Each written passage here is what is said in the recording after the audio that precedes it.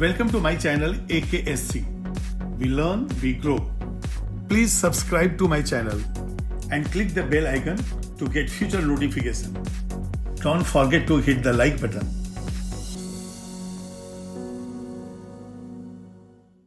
अब जो next step है वो है स्मेल्टिंग इन ब्लास्ट फर्नेस। देखिए ब्लास्ट फर्नेस बहुत ही टॉल जो है एक फर्नेस है और इस फर्नेस के अंदर जो टेम्परेचर जोन है अलग अलग है।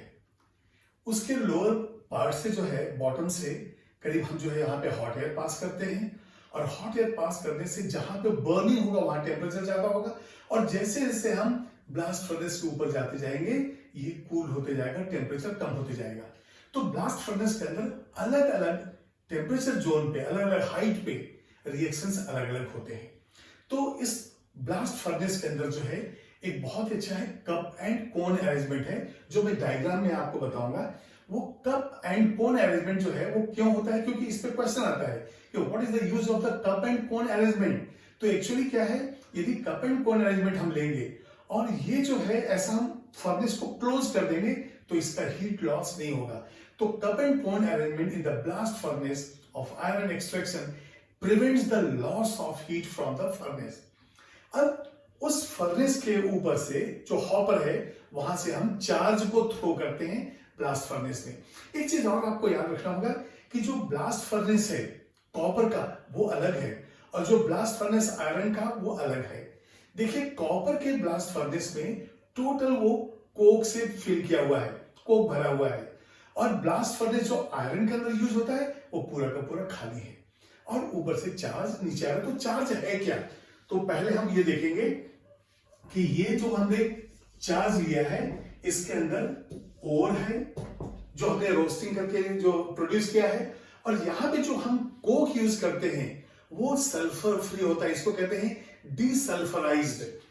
तो यहां पे मैं लिखूंगा डीसल्फराइज्ड। सल्फर जो है निकल गया है, कोक एंड प्लस यहां पे आ जाएगा लाइम स्टोन। ये देखिए तो यहां पे तीन चीजें हैं, और ये होगा 8 पार्ट डीसल्फराइज्ड कोक, ये होगा 4 पार्ट और ये जो लाइम स्टोन ये है 1 पार्ट। देखिए ये प्रोपोर्शन मेंटेन करना बहुत जरूरी है। तो ये चार्ज हमने ऊपर से डाला। अब इसमें देखिए जहां पे हम हॉट एयर सप्लाई करेंगे ब्लास्ट फर्नेस का वहां पे टेम्परेचर ज्यादा है। तो जैसा मैंने कहा कि अलग अलग हाइट पे अलग अलग टेम्परेचर है और उस पर्टिकुलर टेम्परेचर पे अलग अलग रिएक्शंस है। तो उसके बेस पे हमने अलग अलग नाम दे दिया जोन का। कोई वैसा पार्टीशन है नहीं, टेम्परेचर रेंज के अनुसार हमने दिया है नाम। तो इसमें जो है पहला हम लेंगे, यहां पे है ये कंबसन जोन। ये देखिए यदि कंबसन हम जोन ले रहे हैं इसका मतलब कुछ तो जल रहा है, समथिंग इज बर्निंग। तो यहां पे C+O2 गिव्स, ये देखिए CO2 और यहां पे डेल्टा H, ये देखिए C+O2 से CO2 आया तो डेल्टा H। ये जो है प्रोसेस एक्सोथर्मिक है, ये एक्सोथर्मिक है। तो इस प्रोसेस की वजह से जब कोक जलेगा तो अपने आप जो है हीट ज्यादा प्रोड्यूस होगा। ऑलरेडी हॉट एयर तो हम सप्लाई कर रहे हैं लेकिन ये भी हेल्प किया हीट को ज्यादा मेंटेन करने के लिए।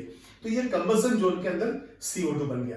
अब सेकंड जो है हम लेंगे जो हीट ऑफ एब्जॉर्प्शन, जो एब्जॉर्प्शन जोन है। तो ये कंबसन जोन हो गया, अब एब्जॉर्प्शन जोन। तो यहां पे देखिए एब्जॉर्प्शन जोन या इसी को हम कहते हैं zone of absorption, zone of absorption. ये देखिए यहां पे हीट एब्जॉर्ब होने वाला है। तो रिएक्शन कैसा होगा, हमारे पास ऑलरेडी CO2 है प्लस हमने कोक लिया है और यहां से कोक के साथ जब हीट होगा तो ये बन जाएगा 2CO और यहां पे डेल्टा H पॉजिटिव, इसका मतलब हो गया ये एंडोथर्मिक प्रोसेस हो गया। तो CO2 प्लस C से CO बना, तो यहां पे कंबसन हुआ और जैसे ये बर्न हुआ CO2 बना, थोड़ा सा और ऊपर गया, टेम्परेचर थोड़ा सा कम हुआ और वहां पे जो है ये CO जो है बना। तो एंडोथर्मिक है ही, टेम्परेचर भी कम हो गया। अब देखिए C से CO2 बना, CO2 से CO बना। अब ये CO क्या करेगा, जो ऊपर से चार्ज से जो Fe2O3 आ रहा है वो उसको जो है ये रिड्यूस करेगा। तो यहां पे जोन ऑफ रिडक्शन, तीसरा हम क्या लेंगे, जोन ऑफ रिडक्शन या रिडक्शन जोन, जिस तरह से भी आप लिखना चाहें, जोन ऑफ रिडक्शन। जैसे ये जो है कंबसन जोन या जोन ऑफ कंबसन था, वैसे हो गया जोन ऑफ रिडक्शन। अब आप देखिए यहां से हमारे पास Fe2O3 ये और हॉपर से हमने ड्रॉप किया है, और ये जब ऊपर से नीचे आ रहा है तो यहां पे इसका इनकाउंटर किससे होगा, CO से होगा। अब ये देखिए यहां से जो है ये बनेगा FeO, तो ये 2FeO एंड प्लस CO2। देखिए ऑक्सीजन की बैलेंस है, तो Fe2O3 में याद कीजिए ये +3 ऑक्सीडेशन स्टेट है, ये +2 हो गया, तो क्या प्रोसेस हो गया, ये रिडक्शन प्रोसेस हो गया, FeO बन गया। अब ये FeO, ये जो FeO है ये CO के साथ रिएक्ट करेगा और यहां से बनेगा Fe प्लस CO2। तो यदि मैं 2CO2 कर दूं तो ये बैलेंस हो जाएगा और ये 2 आयरन हो जाएगा। तो Fe2O3 से हमें मिला FeO और FeO से मिला Fe। ये स्पॉन्जी आयरन है, लेकिन अब ये दोनों इक्वेशन को हम ऐड कर देते हैं। जैसे ऐड करेंगे तो 2FeO प्रोड्यूस हुआ, 2FeO कंज्यूम तो खत्म हो गया, तो फाइनल इक्वेशन हमारे क्या बना, ये बना Fe2O3 plus 2 and 1 3, 3CO gives 2Fe plus ये 2 और ये 3, तो यहां पे हम ले लेंगे 3CO2। तो Fe2O3 का रिडक्शन हो गया CO से और मिला आयरन। ये जो आयरन है ये चूंकि इसके अंदर से गैसेस निकल रहे हैं तो ये स्पॉन्जी आयरन कहलाता है, ये स्पॉन्ज जैसा है, स्पॉन्जी आयरन। तो ये हमें स्पॉन्जी आयरन मिल गया। अब यहां पे जो है जहां जोन ऑफ एब्जॉर्प्शन है, यहां पे एक और रिएक्शन हो रहा है। CaCO3 जो है वो लाइमस्टोन जो हमने ऐड किया है ये एब्जॉर्ब करेगा हीट और CaCO3 विल डिकम्पोज। तो फिर से जो है हम जा रहे हैं किसमें, एब्जॉर्प्शन जोन में। तो हम यहां पे फोर्थ क्या कर सकते हैं, इन एब्जॉर्प्शन जोन, और जैसे मैंने वहां पे लिखा है इसको भी लिख सकते हैं हम जोन ऑफ एब्जॉर्प्शन। अब यहां पे देखिए जो लाइमस्टोन हमने क्यों लिया है, क्योंकि एक फ्लक्स है जो इंप्यूरिटी को निकालेगा ये। तो ये देखिए CaCO3 यहां से हीट हुआ, बना CaO प्लस CO2। तो लाइमस्टोन का डिकम्पोजिशन हो गया, यहां पे भी हीट एनर्जी एब्जॉर्ब हुआ है। तो इस तरह से जो है हमने हीट ऑफ जो हीट प्रोड्यूस हुआ यहां पे एब्जॉर्ब हो रहा है क्योंकि CaCO3 यूज कर रहा है उस हीट को। ठीक है, तो जैसे जैसे टेम्परेचर हम ऊपर जाएंगे ब्लास्ट फर्नेस में वो कम हो रहा है, इसको नोट कीजिए। अब इसके बाद देखिए हमारे पास जो नेक्स्ट है जोन ऑफ फ्यूजन।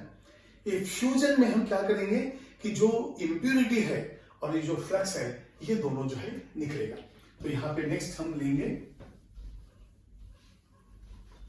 फ्यूजन। आप यहां पे लिखिए जोन ऑफ फ्यूजन, और जोन ऑफ फ्यूजन में फ्यूज होकर जो है स्लैग बनेगा।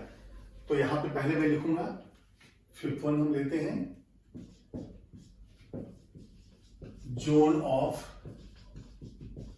फ्यूजन या फिर फ्यूजन जोन, एनी कंफ्यूजन नहीं, चलिए जोन ऑफ फ्यूजन। अब इसके अंदर क्या होगा हम देखेंगे कि हमारे पास जो फ्लक्स है वो है CaCO3 जो हमने यूज किया है, और ये CaCO3 क्या देने वाला है, CO। तो डायरेक्टली ये इन्वॉल्व हो जाएगा। इसके बाद हम देखेंगे कि यहां पे जो इंप्यूरिटी है वो इंप्यूरिटी है SiO2, सिलिका का इंप्यूरिटी है। ये जो है एसिडिक, ये कैसा है, बेसिक। ठीक है, तो यहां पे देखिए आपको CaO एक बेसिक फ्लक्स मिल गया और SiO2 एक एसिडिक इंप्यूरिटी। तो हमें मालूम है कि फ्लक्स प्लस इंप्यूरिटी, यहां से हमें क्या मिलता है, स्लैग। तो देखेंगे किस तरह से स्लैग बनेगा। हमारे पास फ्लक्स CaO प्लस SiO2 और यहां से हमें मिला CaSiO3, ये कहलाएगा स्लैग। लेकिन नाम क्या है, कैल्शियम सिलिकेट। तो ये जो है स्लैग बन गया है। और जो स्लैग होता है वो मोल्टन जो आयरन, जो हमें स्पॉन्जी आयरन यहां पे मिला है, इस आयरन के डेंसिटी से इसका डेंसिटी कम है तो ये ऊपर फ्लोट करेगा। तो दो इमिसिबल मोल्टन लेयर दिखेंगे तो हम फ्लक्स को स्लैग को अलग निकाल लेंगे और मोल्टन मास आयरन को अलग निकालेंगे। जो आयरन को हम निकालते हैं वो कहलाता है पिग आयरन, जो ब्लास्ट फर्नेस में आपको मैं बताऊंगा। और ये हो गया स्लैग। ठीक है, इस स्लैग पे भी एक बहुत ही इंपॉर्टेंट क्वेश्चन है कि कौन सा जो है थॉमस स्लैग है और इसका क्या यूज है वो मैं आपको बताऊंगा। इसको नोट कीजिए।